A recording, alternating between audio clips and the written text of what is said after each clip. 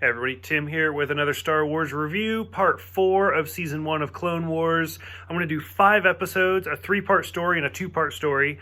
So the first one is episodes 8, 9, and 10. It's the Bombad Jedi, which, I don't know, this is the story that, leads a lot of people, the whole joke of, is Jar Jar secretly a Sith Lord and stuff like that, because Amidala and Jar Jar go to see her Uncle Ono, who, I forgot the name of his species, but it's basically like the Greedo species.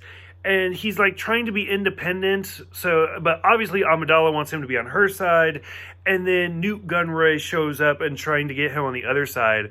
And basically just Jar Jar and 3PO get into tons of shenanigans with Amidala being captured, and Jar Jar wears a Jedi robe, and everybody thinks he's Jedi Jar Jar and going through everything.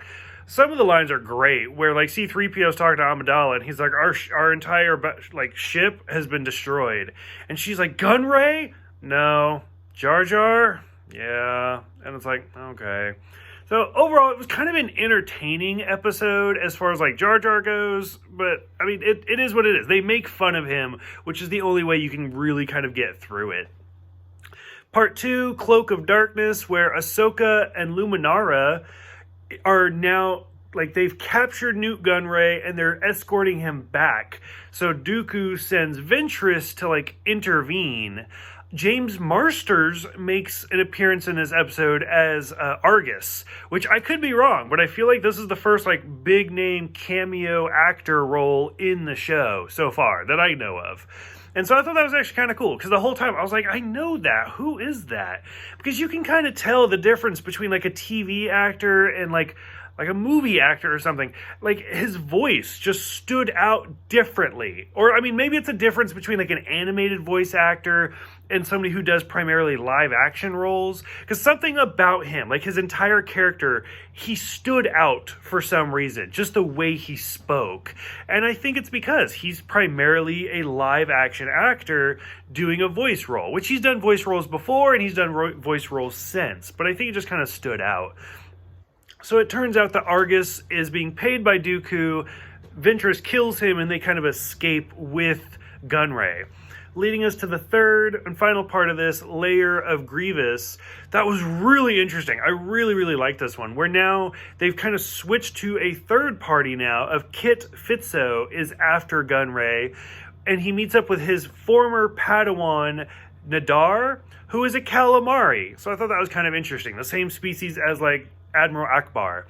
And we learn a little bit more about General Grievous, where he just gets blown apart basically, and they have to put him back together, and his little sassy medical droid's talking to him, and you see him start to take the faceplate off, and he's like, there's gonna be some discomfort, and he starts to pull it off, and you can hear Grievous yelling, because most people think of General Grievous as an android, or at least as a robot. And he's not. He was a biological life form at one point and has since had modifications.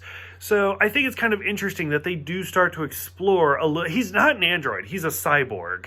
And so they start to put him back together, and it's really kind of interesting. I am in no way surprised.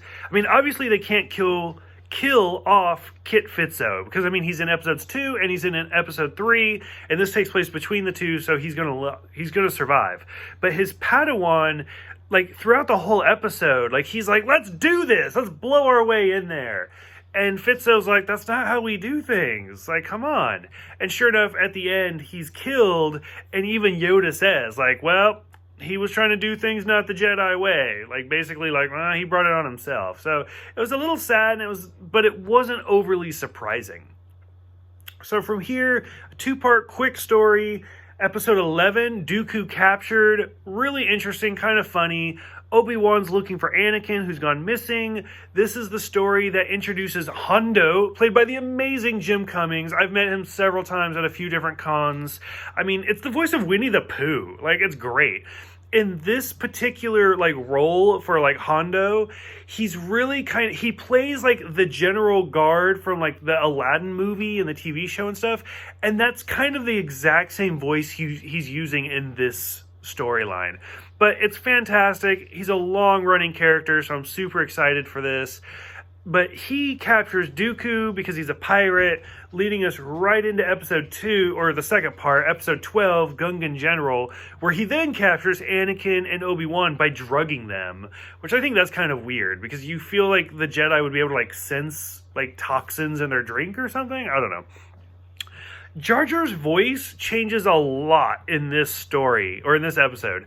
And I looked at the voice actor, and it is a different voice actor. The original Jar Jar actor had like decided to part ways, doesn't want to do it. But I think he recorded lines, because some lines it sounds like him, and in some lines it's a significantly different and deeper voice. And it just seems to go back and forth.